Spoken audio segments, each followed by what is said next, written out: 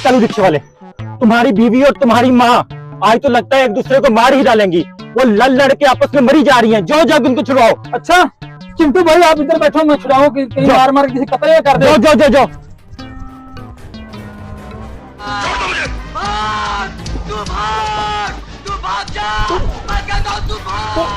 अरे कालू कहाँ जा रहे हो तुम? तो भाई मेरी माँ और बेगम का झगड़ा हो गया, उसको छुड़ाने जा रहा हूँ, जल्दी आओ तुम भी आओ। रुक रुक रुक।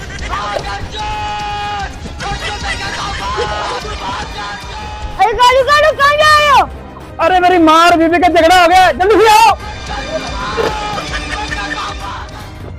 ओए अबे कालू, और तुम तीनों किधर भागे जा रहे हो? अरे मेरी माँ और बेगम का झगड़ा हो गया, डर जा रहा हूँ छुड़ाने के लिए। अबे साले तुझे किसने बताया? अरे वो चिंटू आया था मेरे पास, उसने बताया। अबे साले तेरी तो शादी नहीं हुई तो बेगम कहाँ से आ गई?